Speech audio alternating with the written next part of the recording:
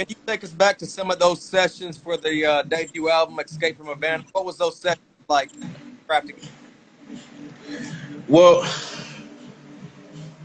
they were very experimental sessions, you know, because I didn't have a particular sound. And because I had so many different styles, you know, with the English or Spanish or bilingual, hip hop, more radio friendly with the love ballad joints that was real heavy at that time. We had to experiment with what felt good. And so every session was very experimental. And I'm sure if you talk to Muggs or Tony G or even Def Jeff, the Dust Brothers themselves, they'll tell you the same thing, because we didn't come in with a vision like, okay, this is what we gonna do. We already planned this shit out. You know, I didn't. I was very versatile, although I wasn't a very lyrical MC. I'll never say that. Like, yo, I'm a lyrical dude. I'm not. Never been. I never been, and I don't pretend to be. But one thing I am is versatile. I'm very versatile as an MC. English, Spanish, you know, love ballad, club jam. What do you want, you know? And so we had to experiment with what felt good, you know, from left to right, you know, whoever, Tony G, if he brought something that was fresh and I felt good about it, I jumped on it. If DJ Muggs, like when he came through with the River Cubanos track, with the James Brown loop, and then with the Ram LZ in there, this is the Mellow they called, you know what I mean? When he did that, I was like, yo, yes, let's do this one, you know, for sure. So that's what it was really like. You released Rhyme Fighter as your first single. What was the reception after that first? Yeah, the label chose Rhyme Fighter, and you know, now that you're on a label, you start experiencing different things, and one thing you start experiencing is the way how corny major labels think. You know, they see a parody and they try to do a mock-up of that, right? And so they had us go out to the ranch where they shot MASH, TV show MASH, and they had all these wild outfits and shit for us to put on to make it look like we was in the wild, wild west and slaying MCs in that way. I'm going to be honest with you, Sin-seer. We couldn't give that record away, bro. We couldn't give it away. It built a cult following for me between the 12-inch on Delicious Vinyl and the Rhyme Fighter joint. But it wasn't enough to take it to the next level, you know? It wasn't enough. And it just looked too all over the road, you know what I mean? And I think it was a lady by the name, the labels didn't know anything back then. You sure right about that, Sean? So I'm sure that's what happened to them over there at their deal. I think Geffen Records. But yeah, so it was a lady by the name of Joy Bailey. She was my A&R person at Capitol. Young, fly sister. Because I was, for whatever reason, I was signed to the black department of Capitol Records, not the Latino division, right? But they would haggle back and forth between who's going to promote this record better or when and all this other shit, which was a headache of its own. But here she comes, and she's like, look, why don't we're going to do a photo shoot, you know, and we want you to wear that Cuban hat that you be rocking with the Cuban shirt. But if this doesn't work, chances are, Mellow, they're going to drop you. I'm like, all right. Mind you, I have a 7-album deal, okay? I wasn't trying to hear that. Very scary moment. So we do the photo shoot. Now I'm freshly dipped with the Panama hat, the cigar joints in my pocket, the Guayabera shirt, super Latino with the shit, right? And they picked Mentirosa to be the second single. And I'm like, It's one of my least favorite songs on the album, but you know, the cadence is hella slow, and you know, I'm doing this new style that's never been heard, this bilingual thing that I created. I don't know, but fuck it. If that's what you want to go with, that's what we're gonna go with. And it had a good look. The essence of the package had a good look. The music matched the look. And I think when Latinos first saw that, they were like, oh shit, this shit looks good and sounds good. This is our shit. And lo and behold, it took off. How did life change for you after the success of Minty Rose? My man, I went from nothing to everything. You know what I mean? I went from struggling to flying first class. Full-blown culture shock, you know? A Cuban refugee that never had much to fly guy on Arsenio Hall, you know? I'm sure I had my days of being a egotistical bastard, and I had my days of being very generous and giving and paying people's taxes for them and stuff like that. But at the same time, you know, imagine, put yourself in a predicament where you never had much and now you have it all. And you got people coming out of the woodwork. Yo, I got this idea. Yo, I can sell you these rims. You can flip them over there. I got the new Motorola, you know, the new Motorola cell phone, the big block joint.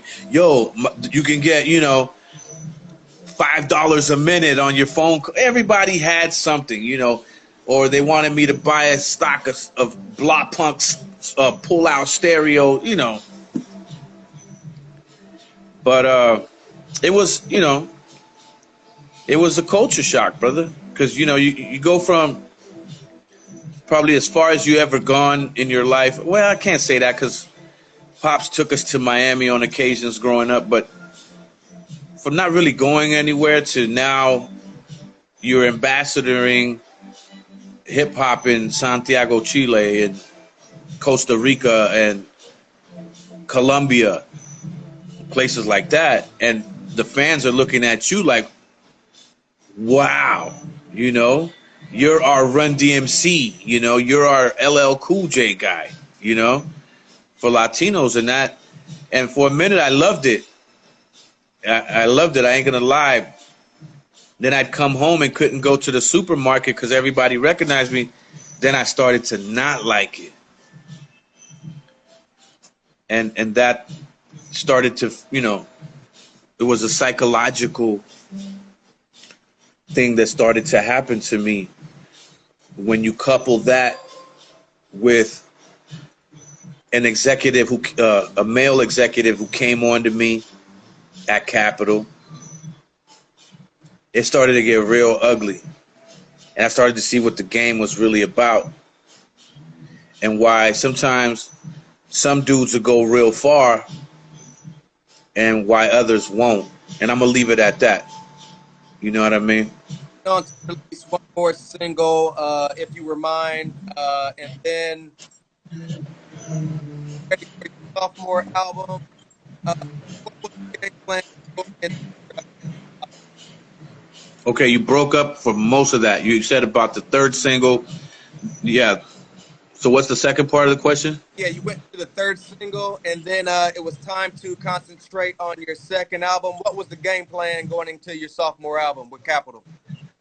Okay, yeah, the third single was a disaster because I was feeling either Hip Hop Creature or En La Casa. Now that we had, you know, established the Latino market, I felt like En La Casa, produced by Def Jeff, would have been a better look, but they chose the ballad to flip it, because we didn't really have a backup single. We didn't have another bilingual record on the album. So then they came with this horrific artwork that to this day I still I throw up every time I see that artwork. And for the life of me, I don't remember why the record didn't work, because they had an English and a Spanish side, and Encuentre en Amor on one side and B-Boy in Love on the other side for the English market. So that's why they wanted to attack it. You know, we'll service Latin radio and regional music with this one, and we'll do black radio with that one. And I think somewhere in the middle, the powers that be at on each side of the label were like feuding with each other, right? So then what happened was, at that time, I believe it was the MC Hammer scandal started to take place. So now do I have bickering A&R people from different departments? I have the MC Hammer scandal to deal with, and the FBI came through on that and swept out, you know, the president, Lou Silas, and all of the A&Rs, which was my A&Rs too, and everybody who had a hand in the MC Hammer scandal. And for those of your viewers who don't remember or weren't familiar with the MC Hammer scandal, is what MC Hammer would do is the nigga would buy 1 million copies, pre-copies of his own shit, and he'd store it in a warehouse in Oakland where he grew up, so that way when the Source magazine came out, their head story would be like, already shipped platinum, MC Hammer's new shit is crazy, whatever, right? They built the hype. But he got in trouble. The FBI caught wind of it. So then between now, we're transitioning to the second album, and now new A&R people and new presidents. I mean, Joe Smith was the president at that time that they brought in, I believe.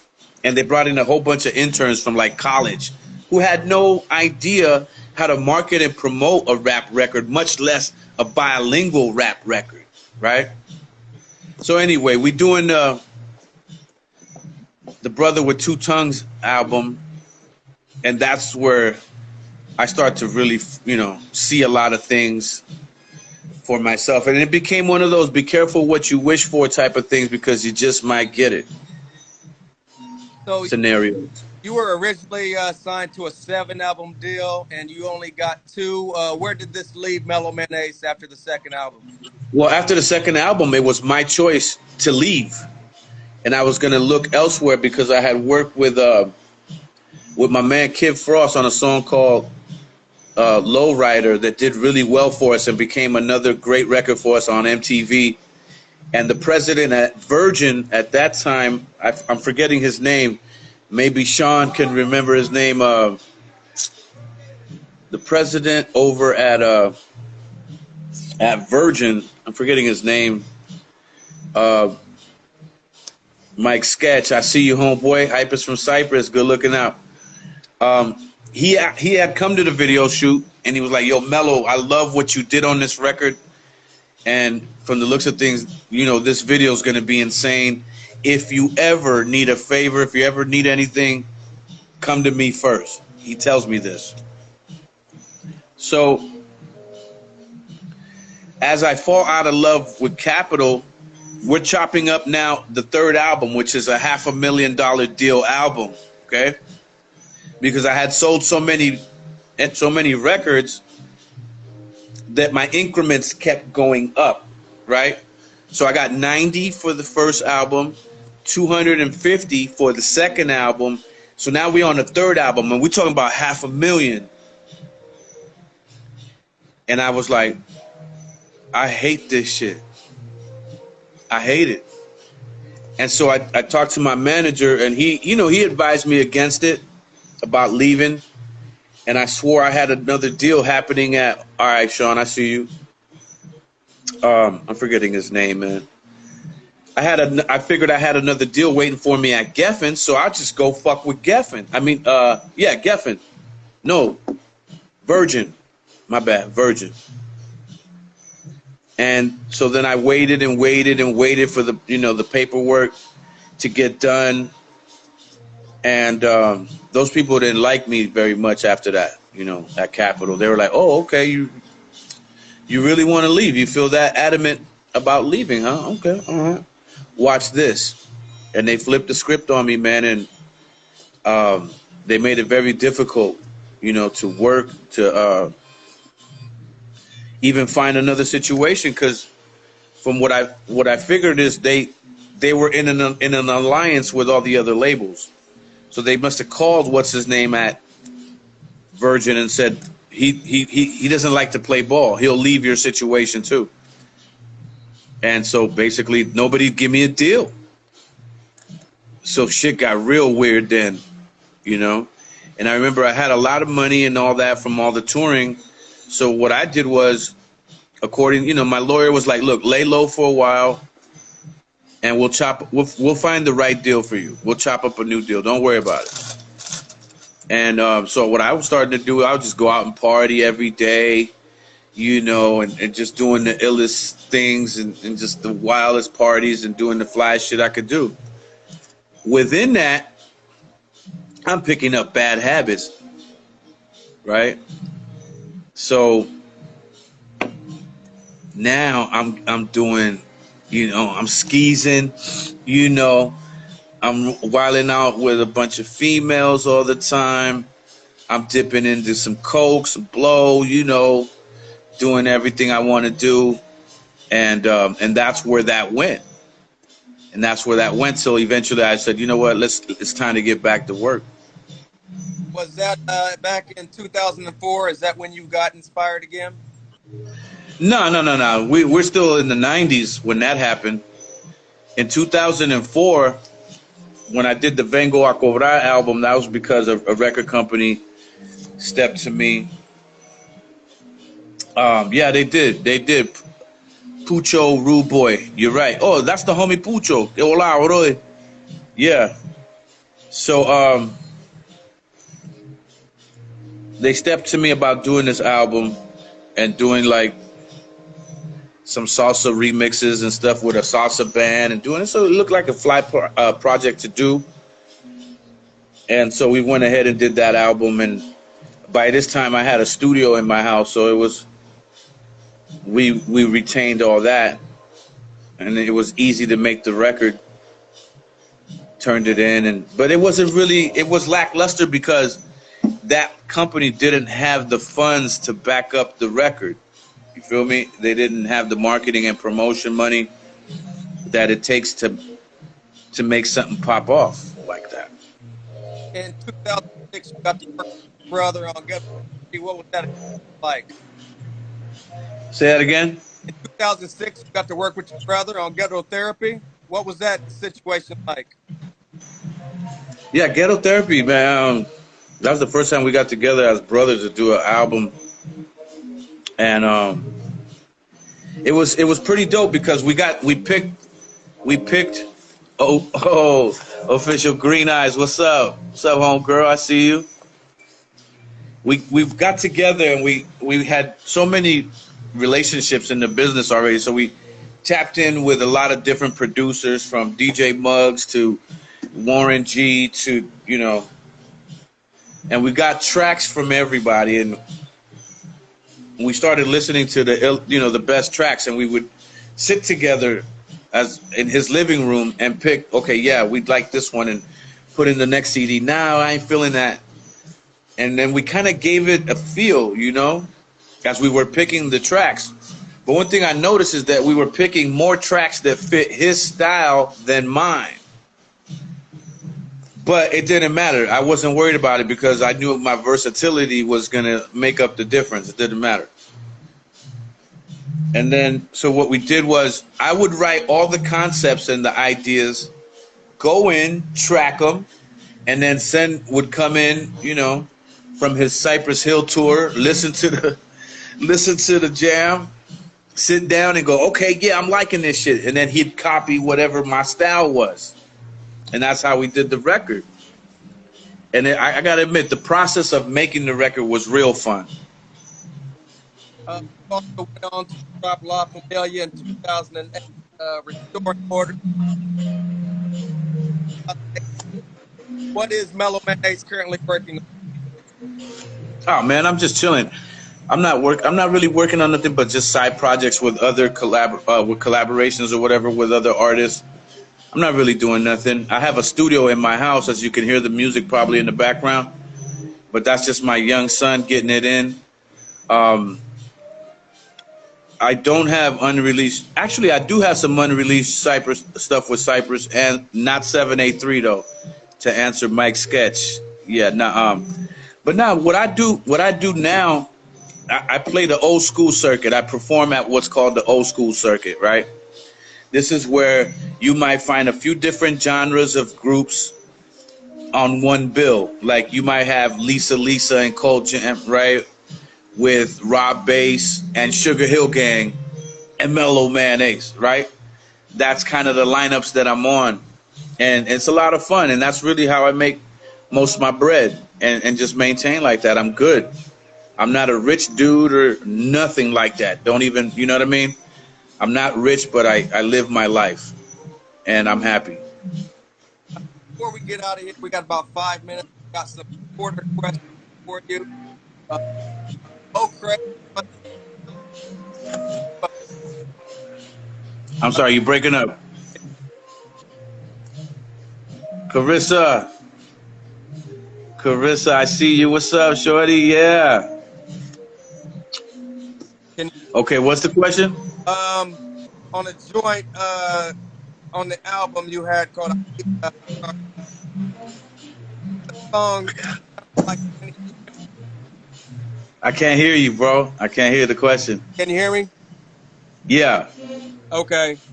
On Escape to Havana, you had a joint that reminded Mo Crazy of two songs he liked a lot. I Need Love and Leave You Lonely by MC Shan. Were you an MC Shan fan? MC who? Shan. MC Dan? Shan. Juice Crew. Not Juice Crew. MC Shan. MC Shan. Oh, nah. On the first, look, I ain't gonna front. At the time, love ballads were big, so we wanted to copy the LL Cool J formula of "I Need Love" to do "B-Boy in Love" and "Encuentra en Amor," right? And then you remember if you were there, Big Daddy Kane had slow ballads and jams like that. There was a few other rappers that were doing the ballads. Even Eric B. and Rakim had Mahogany, So it was a real similar thing to do, Poor Righteous Teachers had Shaquilla, MC Shan had Left Me Lonely. You know what I mean? So we were really just looking at what was going on. We had similar records, and that's kind of how we were judging those releases. But what I didn't like, again, was the artwork on that third single. Had they put me in front of like some downtown buildings in a convertible, we going up. But have you seen that artwork? They have like, it looks like an old Celia Cruz record. You know what I mean? That shit was not gonna work, man. They killed me, man. They killed me with that. It was sabotage, man.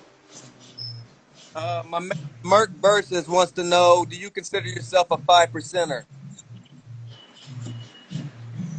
Yeah, absolutely. At heart, although I'm not, I haven't studied all the lessons, but I think being a 5%er mentality is the one that works the most for me in my day, the lessons that I have studied along the way. And I think ever since day one, listening to, guys like Guru, rest in peace, and Just Ice, world's famous Supreme Team, Just a lot of Superstar, and them dudes, and See Divine Mastermind, it was enough to get me wondering, like, what are these dope names about? What does that mean, A guy by the name of Just a lot of Superstar. That shit is just fly to me. See Divine Mastermind, really, what is that? And then I started learning through Gangstar Records, what it was. And I think it helped me to shed my own mental enslavement of what I was raised into, kind of like I was, just a mental slave to whatever process my parents believed into, right? So this is a way to individualize myself. Plus, I had to learn how to navigate through North America and the wilderness, being a black man on the surface, right? And I think for me, 5% is what made the most sense, and it's kept me out of a lot of trouble because I do the knowledge on everything before I jump into it. I appreciate your time today, and thank you for everything you've done for the culture. Can you tell everybody what your social media is and where they can keep up with you? Yeah, right here on Instagram, of course, is Mellow underscore man underscore ace. On Facebook, it's the Mellow Man Ace, and on Twitter, it's Mellow underscore man underscore ace. But I'm rarely on Twitter because I like to tell people I'm not really white famous. I'm black and Latino famous. So so catch me on the gram the most, man. For everything, enjoy your week. Thank you for everything you've done for the culture. I appreciate you. Thank Thank you, brother. And I'm sorry for everything being chopped up. I'm not sure what the problem is, but thank you for hanging in there with me. And thank you for sharing these important history lessons with us. Nah, bro. Thank you for the lane, man. I appreciate you so much for that. And right now in this downtime of what we're going through as a country and as a people, I appreciate the lane, and I appreciate you turning me on to your platform and your fan base. And hopefully I get some of that coming to fuck with me some on mine. So thank you, brother. Just the same, and nothing but love and respect. And we're out of here. Enjoy the rest of your weekend. Thank you so much.